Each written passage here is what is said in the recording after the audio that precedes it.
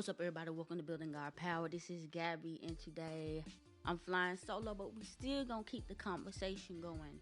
If you would like to contact us, you can do so at Building Our PWR. If you'd like to donate to what we got going on, you can do so. Link is in the description. We had two very generous donations this week. Also, we had somebody that we're gonna get in contact with, and they want to join us in some of the work. You can too. Link is in the description to do so. I think that's all of housekeeping. Oh, we have a GoFundMe in our description from for a pre-K teacher in Memphis who is recently become homebound over during the COVID times, and she's trying to get a ramp for her house so she can go to and from her doctor's visits. So if you would like to contribute to that, you can do so. The link is in the description. All right, guys. Today I'm gonna do a little bit of reading. I'm gonna do a little bit of theoretical stuff and talk about it. As you know, we love our Manning Marbles. We love that dude. So in the book, of course, How Capitalism Underdeveloped Black America. At the very end of the book, he starts to talk about solutions. Uh, Chapter 10 is called Conclusion Toward a Socialist America. Because pretty much, obviously, after all of the stats, after all the data, he's pretty much like the only thing that's going to get us to an equitable society, get us away from white supremacy and sexism and all this stuff is a socialist society. So he has a 10 points of departure, which may provide some tentative suggestions for social transformation. So these are some 10 suggestions he has. Um, or some strategies we can take and things to consider when we're thinking about organizing and creating this society. It says any authentic social revolution in United States must be both democratic and popular in character and composition. A majority of Americans, black, Latino, and white, must endorse socialism. By this statement, I do not imply that a majority of Americans will become socialists or Marxists. I mean that a clear majority of American people with a large base in the working class will support the general program of socialist construction. That expression of support may be electoral, but it should not be interpreted narrowly by social democrats to mean a constitutional majority within the elected apparatus as it now exists.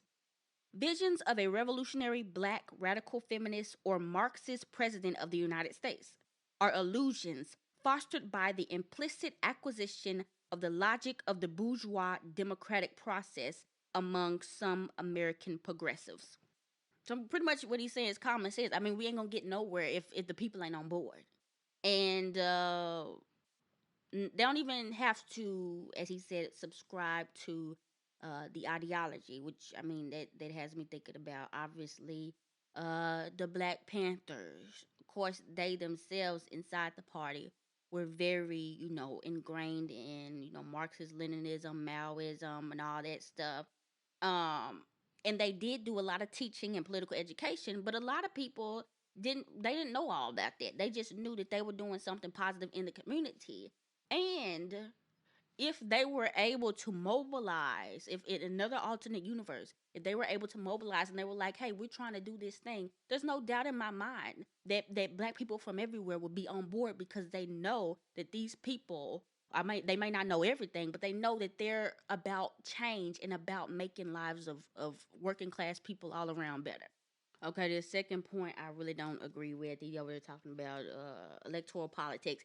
Even though at the end he does say the Democratic Party will not be a necessary and constructive activity in the building of an anti-corporate consensus, but he says maybe. So I think at that time, I mean, there was the Reagan administration. There might have still been an inkling of hope that a progressive could go through there and get a couple policies done, but we're past that. It's 2022. That's never going to happen. Scratch that off the list. So I'm skipping to number 4. A long and painful ideological struggle must be mounted by progressives to create a counter hegemony, essential for socialism. Every aspect of the capitalist civil society, educational institutions, the church, the media, social and cultural organizations must be undermined. This, quote, war of position, to use Antonio Gramsci's concept, must be viewed as a development of a popular, quote, historic bloc or a revolutionary social bloc, which is comprised of all progressive forces of divergent class and racial groups: women, blacks, Hispanic, trade unions, Native Americans, anti nuclear energy groups, environmentalists, anti corporate populist, socialist, communist, community and neighborhood associations, etc. A common program among these divergent forces would not be an informal alliance or a temporary convergence of formalities as in a classical popular front. It would become the crystallization of a mass revolutionary bloc which would explicitly call for the transformation of the system as it now exists. It would wage a war of position for state legitimacy, for the majoritarian mandate to overturn the state. With its structured forms, the embryonic models of what a social society will look like would be developed. Okay, so pretty much he's saying that, across all the lines, there has to be some type of camaraderie. There has to be some type of collaboration among all of these progressive, quote unquote, leftist groups. Um, and I agree. I mean, ultimately, in the end game, this isn't going to be ran by one niche leftist group. It's going to take all of us. Um, so I mean, that really is the challenge, though, because as we know, there's lots of people who claim to be leftists. There's a lot of people who agree with leftist ideology when it comes to majority of things, but their politics still is like, I don't want to have nothing to do with you, and it's not even nothing that I can look past. Like, you're just racist, or you're just sexist, or you're just So yes, there's that, and the only thing I can say to that is that's why, as far as the racism, is up to the white leftists who know better to get to work educating those people. For the man, the cis het man that know better, it's up to you to go and educate and get these folks together so that when it's time, we, the most marginalized of them all, are not up here spending all this energy educating folks on one-on-one stuff. So let's get that together, friends. Let's try that. Okay, number 5. The immediate and preliminary goal of this historic bloc would be the achievement of non reformist reforms, which can be won within the present capitalist state. These would include, for instance, the passage of the Equal Rights Amendment, abortion rights, anti discriminatory legislation against gays and lesbians, strict restrictions to halt plant closing, affirmative action, massive job training programs, universal health care, the abandonment of the nuclear power plant construction, and so forth. The successful achievement of these legislative social economic reforms does not create a socialist society or state, but combined with legislation which restricts the legal prerogatives of private capital and a mass mobilization of popular forces in the street, as well as in the legislatures, it will create the social and material foundations for a logical, quote, alternative to the bourgeois authority and hegemony. Throughout this initial process, a transitional program must be devised to divide and, quote, win over proletarian sections of the coercive apparatus of the state, such as working class volunteers within the armed forces. The essential base of the historic bloc, however, must be the working class and not the petty bourgeoisie. Yeah, yeah. Hindsight is 2020. Hindsight is definitely 2020 because a lot of stuff already get passed. A lot of stuff already get passed, and look at where we at right now. The people that crying fascism is taking over like never before.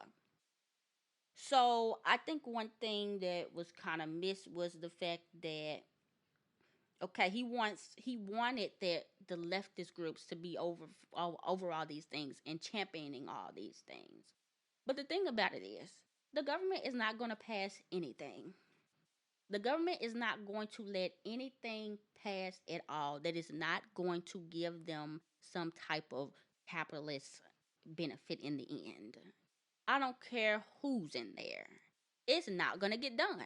You can't go over there and put people's hand on the paper and make them sign the paper. It don't matter how many of us are in there.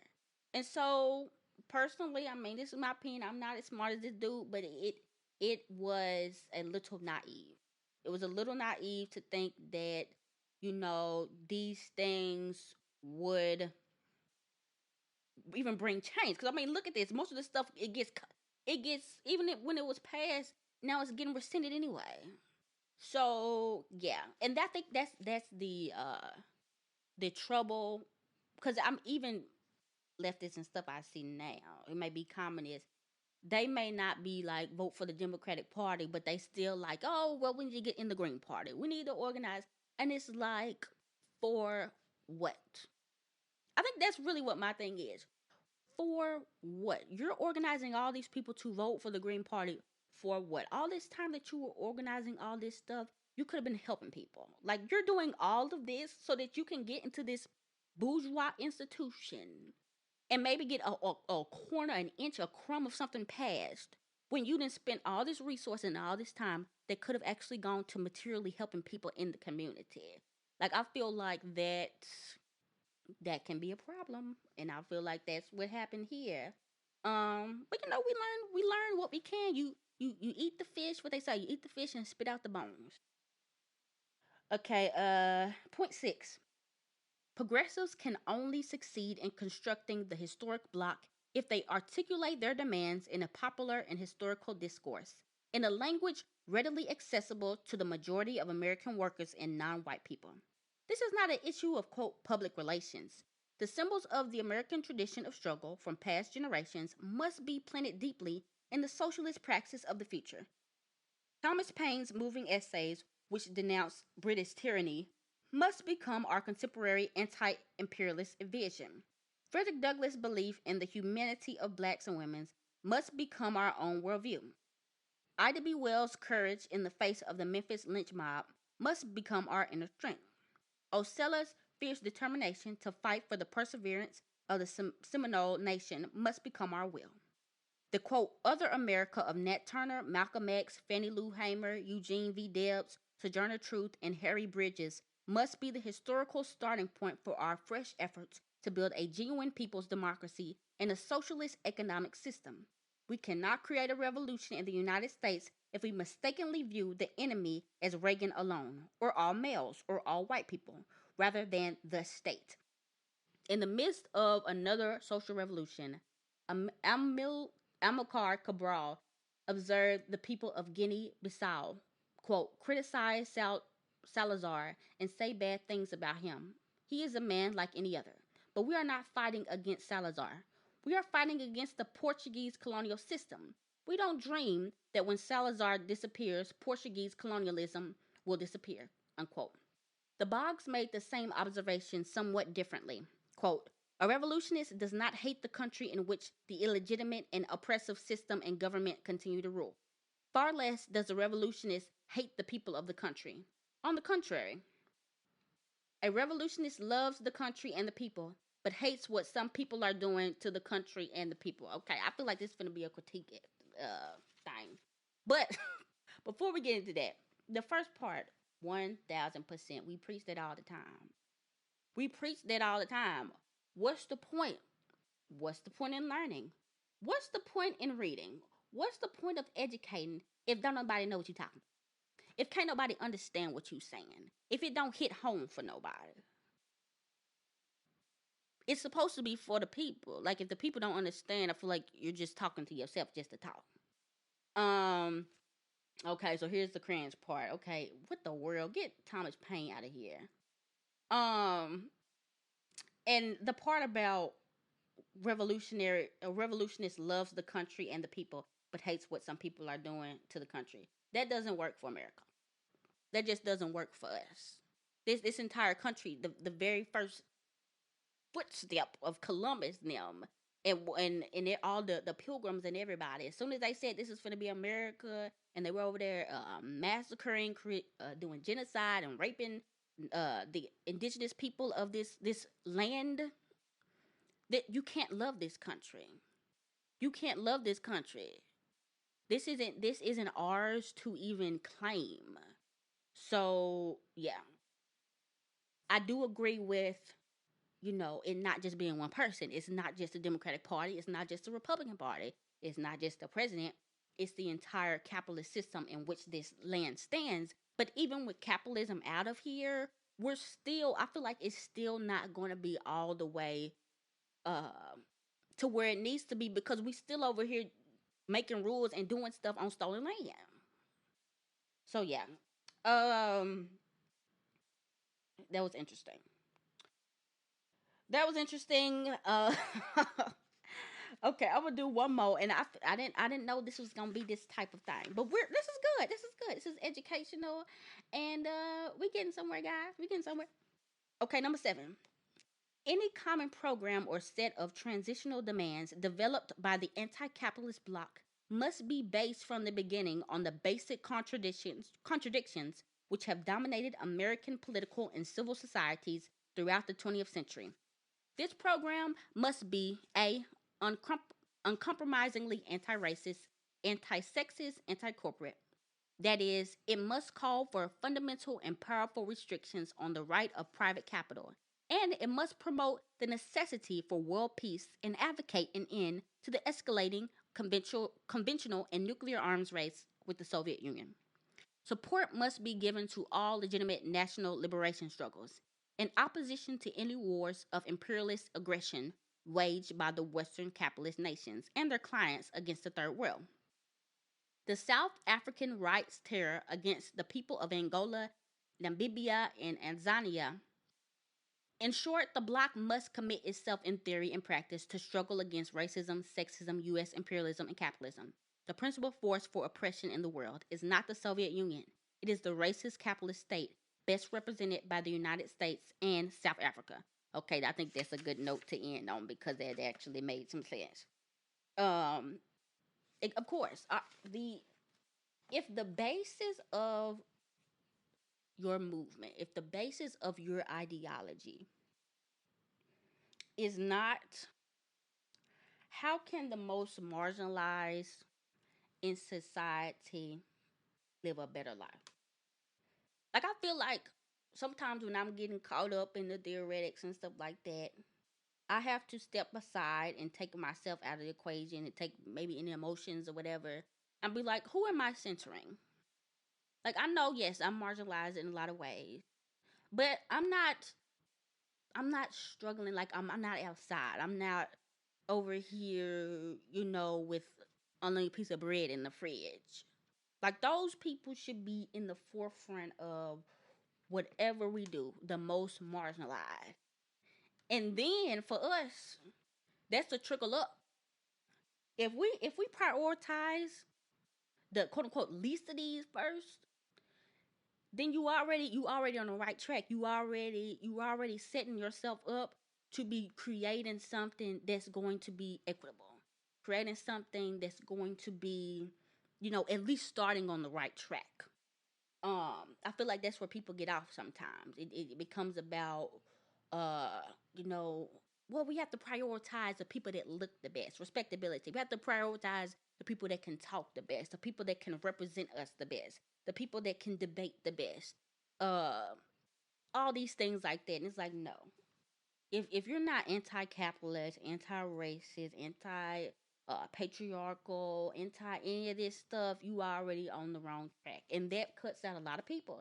It cuts out a lot of people when you get down to the nitty gritty, because these people don't want to be those things. They don't care about racism. They don't care about talking about um, any other inequalities that don't center around white working class people. So that's a good litmus test, definitely. Um, so yeah, guys, that was just a little bit of reading from that book. There's a couple more points. I mean, it's a 10 point thing. I'm on number 7, I think. So we'll get back into that the next episode. But something else I was thinking about. This is really random. this is really random, but thinking about just being anti-racist, anti-capitalist, or whatever in these leftist spaces, being a communist, anarchist, whatever. I wonder how many of these communist white men would be okay with a black woman, a fat black dark skinned woman running the show. Not necessarily running the show because we don't want hierarchies, but at least being like one of the people that's like the face, one of the people that's like out here like organizing the people, a person that they have to say, okay, a person that they have to listen to, they can't run away from, they can't avoid. I feel like a lot of them wouldn't be comfortable with that. And so if we know that already, there's a lot of work to do. There's a lot of work to do, guys. And I need a lot of us, of all races, of every degree, to kind of get our head out of the clouds and in this idealistic thing that the revolution is gonna come soon. There's a lot of little kinks we gotta work out before we do anything. Like, do we even have enough people to mobilize to shut down a bridge? Like, I feel like there's certain things that need to be addressed first. But guys, let me know what you thought about the book so far, or some of the things that I talked about. You can leave comments on YouTube or Twitter or whatever at buildingourpwr. You can hit me up at Gabby's Music, KT up at KT underscore does art. And yeah, guys, if you would like to contribute to the work we're doing in that city, you can do so. Link is in the description. Oh, the garden. We got some tomatoes. I'm gonna send a picture. We got a whole bunch of cherry tomatoes. I'm going to put in the fridge tomorrow. Yeah. All right, guys. This has been Gabby, and this has been Building Our Power.